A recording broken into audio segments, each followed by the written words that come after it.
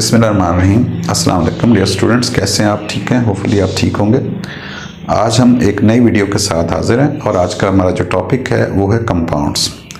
Compounds क्या होते हैं? डियर स्टूडेंट्स, जैसा कि आपको मालूम है कि हमारा जो सराउंडिंग है ये मैटर का बना हुआ है और मैटर जो होता है ये एलिमेंट्स के मिलने से बनता है और एलिमेंट्स जो हैं वो डेफिनेटली किस पे से बनते हैं? एलिमेंट्स जो हैं वो एटम से मिलकर बनते हैं।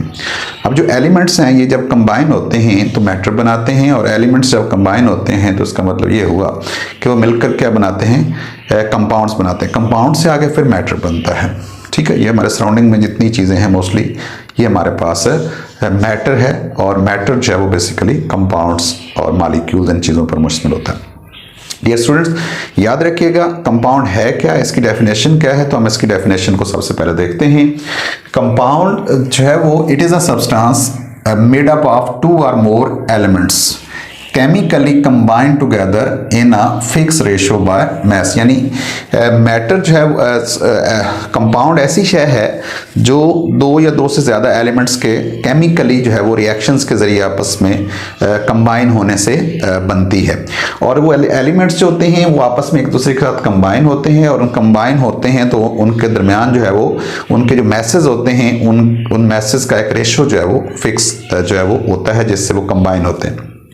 फॉर एग्जाम्पल हमारे पास यहाँ पर वाटर है, ग्लूकोज है और वाटर की अगर हम मिसाल लेते हैं तो ये स्ट्रक्चर हमारे पास वाटर का बना हुआ है जिसमें एक ऑक्सीजन का जो एलिमेंट है वो दो हाइड्रोजन एलिमेंट्स जो है उसके एटम्स के साथ कंबाइन है। यहाँ पर वाटर की फॉर्मेशन में हाइड्रोजन और ऑक्सीजन जो है हिस्सा लेते हैं। हाइड्रोजन एलिमेंट के दो एटम है, ऑक्सीजन का जो है वो एक एटम है। दो एलिमेंट्स जो होते हैं हाइड्रोजन का उनका जो मैस होता है वो 2 होता है।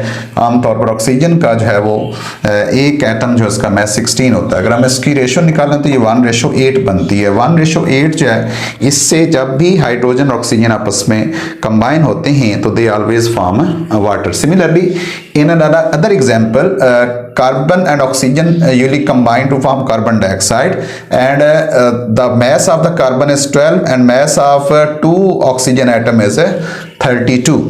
तो जब हम इनके दरमियान रेशो निकालते हैं, सिंपल इसको सिंप्लीफाई करते हैं तो ये 3 रेशो जो है वो 8 बनती है हमारे पास। और इसका मतलब ये होगा कि जब भी कार्बन ऑक्सीजन जो है वो 3:8 से कंबाइन होंगे केमिकली रिएक्शन के जरिए तो they will always form carbon dioxide compound. तो बात करने का मकसद ये है कि एलिमेंट्स डियर स्टूडेंट्स उस वक्त जो है वो जब कंबाइन होते हैं तो वो एक फिक्स रेशो से ही कंबाइन होते हैं और फिक्स रेशो से जब कंबाइन होते हैं तो वो कंपाउंड बनाते हैं।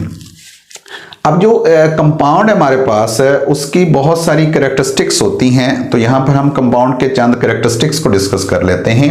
Number 1, elements combine chemically in a fix ratio by mess. जैसे कि हम यहाँ बात कर चुके हैं कि वाटर जो है उसमें 1:8 होता है आमतौर पर हाइड्रोजन ऑक्सीजन के दरमियान और कार्बन डाइऑक्साइड में जो है वो 3:8 होता है मैस के लिहाज से। तो जब भी जो है वो एलिमेंट्स फिक्स रेशो से मिलेंगे तो वो कंपाउंड बनाएंगे।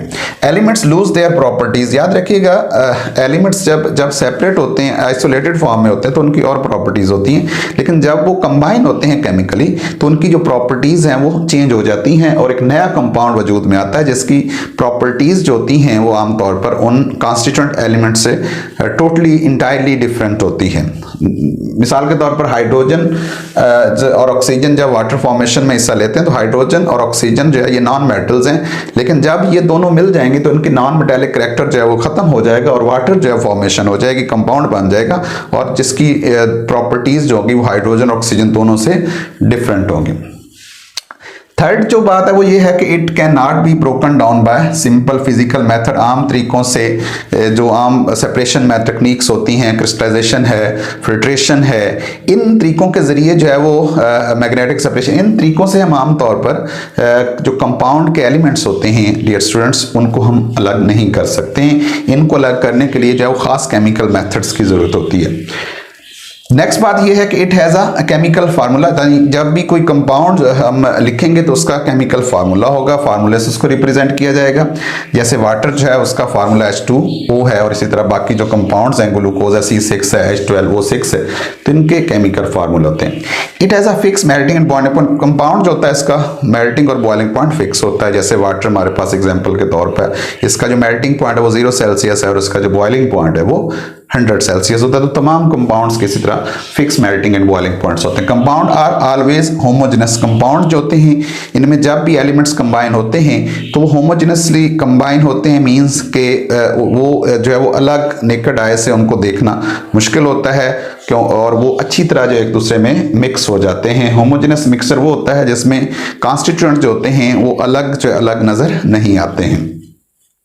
ये तो इनकी कुछ प्रॉपर्टीज है। उसके बाद इनकी टाइप्स की अगर हम बात करें कंपाउंड्स की, तो 2 मेजर टाइप्स हैं, जिसमें सबसे पहले जो है वो आयनिक कंपाउंड्स होते हैं, उसके बाद हमारे पास जो है वो कोवेलेंट कंपाउंड्स। अब जो आयनिक कंपाउंड्स हैं उनको हम कैसे कहते हैं कि आयनिक कंपाउंड, जैसे कि नाम से जाहिर है कि ये आयंस से मिलकर बनते हैं और इनके दरमियान जो बॉन्ड होता है आमतौर पर वो आयनिक बॉन्ड होता है। तो आयनिक बॉन्ड पाया जाता है इनके अंदर और ये आयंस से मिलकर बनते हैं। इनकी भी कुछ कैरेक्टरिस्टिक्स होती हैं। They form 3 dimensional crystal lattice, यानी ये 3D में जो है वो क्रिस्टल बनाते हैं। क्रिस्टल जो है क्या होती है, क्रिस्टल जो है वो बेसिकली जब जो इनके यूनिट सेल्स होते हैं आयनिक कंपाउंड्स के, तो जब वो कंबाइन होते हैं तो उनसे एक क्रिस्टल बन जाती है। यूनिट सेल ऐसा सेल होता है जो उस क्रिस्टल की तमाम कैरेक्टरिस्टिक्स को, खसूसियात को रिप्रेजेंट करता है। जैसे यहाँ मैंने सोडियम क्लोराइड का यूनिट सेल बनाया है, तो यहाँ हमें पता चल रहा है कि किस तरह सोडियम और क्लोराइड आयन जो है वो एक दूसरे के साथ कंबाइन है। यहाँ पर जो ये सर्कल आपको जो है वो बड़ा बॉल नजर आ रहा है, ये क्लोराइड का है, क्योंकि क्लोराइड का साइज बड़ा होता है और सोडियम का साइज छोटा होता है, तो इस वजह से आपको सोडियम आयन जो है वो छोटे जो है वो सर्कल में यहाँ या छोटे डॉट में या छोटे बॉल की शक्ल में नजर आएगा। यहाँ पर आपको एंगल लेंथ्स का सारा पता चल जाएगा कि इनमें कितनी लेंथ्स होती हैं, कितने एंगल्स होते हैं, और ये एंगल जो होते हैं पूरी क्रिस्टल के अंदर यही जो सिलसिला है, यही जो तरतीब है, ये रिपीट होती है। यहाँ पर हमने सोडियम क्लोराइड का यूनिट सेल जो है आपको दिखाया है। तो ये तो पहली बात। दूसरी ये होती है कि इनके दरमियान जो फोर्सेज होती हैं वो बहुत स्ट्रांग होती हैं। याद रखिएगा जो आयनिक कंपाउंड्स होते हैं उनके दरमियान dear students electrostatic forces of attraction पाई जाती हैं। इलेक्ट्रोस्टैटिक वो फोर्सेज होती हैं जो आमतौर पर चार्जेस के दरमियान एग्जिस्ट करती हैं, क्योंकि यहाँ पर पॉजिटिव और नेगेटिव आयंस मौजूद हैं, तो इस वजह से इनके दरमियान पाई जाने वाली forces electrostatic forces of attraction कहलाएंगी, जिनको हम आयनिक बॉन्ड्स भी कहते हैं। इन इलेक्ट्रोस्टैटिक स्ट्रांग फोर्सेस की वजह से इनके मेल्टिंग और बॉइलिंग पॉइंट्स क्या होते हैं, आमतौर पर हाई होते हैं। जैसे सोडियम क्लोराइड 800 जो है उसका मेल्टिंग पॉइंट है, 1400 के करीब उसका जो है वो बॉइलिंग पॉइंट है। तो ये इतने हाई मेल्टिंग और बॉइलिंग पॉइंट इसी वजह से हैं कि इनके दरमियान पाए जाने वाले ये जो बॉन्ड्स हैं, ये जो फोर्सेज हैं, ये बहुत ही स्ट्रांग होती हैं। जो आयनिक कंपाउंड्स होते हैं उनको आमतौर पर फार्मूला यूनिट से रिप्रेजेंट किया जाता है। इनका जो केमिकल फार्मूला होता है उसको हम फार्मूला यूनिट कहते हैं। अब इनकी एग्जांपल हमारे पास है NaCl है, KBr है और कॉपर सल्फेट है। ये हमारे पास आयनिक कंपाउंड्स की चंद एग्जांपल्स हैं। जहां तक कोवेलेंट कंपाउंड्स की हम बात करते हैं, तो कोवेलेंट कंपाउंड जो होते हैं वो आमतौर पर मॉलिक्यूल्स फॉर्म में पाए जाते हैं। मॉलिक्यूलर फॉर्म में ये होता है कि वो एटम्स के मिलने से आमतौर पर बनते हैं, जिनमें आयंस नहीं होते, चार्ज नहीं होता, बल्कि वो एटम्स के मिलने से बन रहे होते हैं मॉलिक्यूलर फॉर्म में। मॉलिक्यूलर इनका जो फार्मूला होता है उसका मॉलिक्यूलर फार्मूला कहते हैं। जैसे हमने आयनिक कंपाउंड के लिए फार्मूला यूनिट यूज किया, इनका जो केमिकल फार्मूला उसको फार्मूला यूनिट कहते हैं। मॉलिक्यूलर जो कंपाउंड्स होते हैं, आमतौर पर जो कोवेलेंट कंपाउंड्स होते हैं वो मॉलिक्यूल रिप्रेजेंट कोवेलेंट कंपाउंड, यानी एक जो उसका नुमाइंदा होता है मॉलिक्यूल, वो पूरे कोवेलेंट कंपाउंड को रिप्रेजेंट करता है। जैसे यहाँ पर आयनिक कंपाउंड का यूनिट सेल जो होता है वो पूरी क्रिस्टल की रिप्रेजेंटेशन करता है, इसी तरह इनका जो मॉलिक्यूल होता है वो पूरे कोवेलेंट कंपाउंड की रिप्रेजेंटेशन करता है। इसकी जो एग्जांपल हमारे पास है वो C6H6 है, बेंजीन है, वाटर H2O है, हाइड्रोक्लोरिक एसिड HCl है, सल्फ्यूरिक एसिड H2SO4 है और मीथेन CH4। ये हमारे पास कोवेलेंट कंपाउंड्स की एग्जांपल्स में आमतौर पर स्टूडेंट्स जो है वो आते हैं। अब आखिर पर एक बच्चे अक्सर क्वेश्चन पूछते रहते हैं कि आमतौर पर जी डिफरेंस क्या होता है between compound and molecule, molecule में और कंपाउंड में क्या फर्क होता है। तो यहाँ पर मैंने इस डिफरेंस को भी समझाने की कोशिश की है कि जो कंपाउंड होता है आमतौर पर ये एलिमेंट्स के मिलने से बनता है। यहाँ एलिमेंट्स एक दूसरे के साथ कंबाइन होते हैं तो फिर जाके वो कंपाउंड बनाते हैं, जबकि जो मॉलिक्यूल होते हैं ये आमतौर पर एटम्स के आपस में कंबाइन होने से बनते हैं। तो ये मेजर एक डिफरेंस याद रखिएगा मॉलिक्यूल और कंपाउंड के दरमियान। सेकंड डिफरेंस ये हो सकता है कि ऑल कंपाउंड्स आर मॉलिक्यूल, जितने कंपाउंड्स है हमारे पास पाए जाते हैं ये मॉलिक्यूल होते हैं, लेकिन all molecules are not compound, लेकिन जितने मॉलिक्यूल हैं वो कंपाउंड नहीं होते। मिसाल के तौर पर ओजोन है, ये अब कंपाउंड नहीं है, मॉलिक्यूल ही रहेगा। इसी तरह जो कंपाउंड्स होते हैं वो आप हमारे इर्द गिर्द, क्योंकि वो मैटर की शक्ल में एग्जिस्ट करते हैं, लिहाजा इनको जो है वो आमतौर पर हम कहते हैं कि ये विजिबल होते हैं।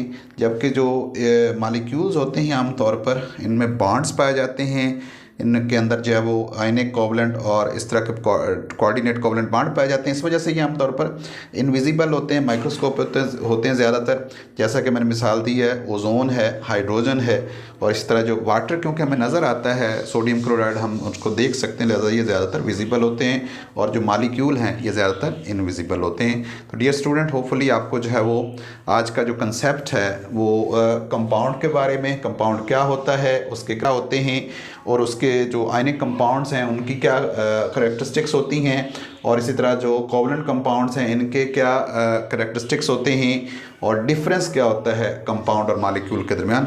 होपफुली आपको इस वीडियो के अंदर इन बेसिक कंसेप्ट्स का जो है वो आइडिया हो चुका होगा। दुआओं में याद रखिएगा। नेक्स्ट वीडियो तक अल्लाह हाफ़िज़।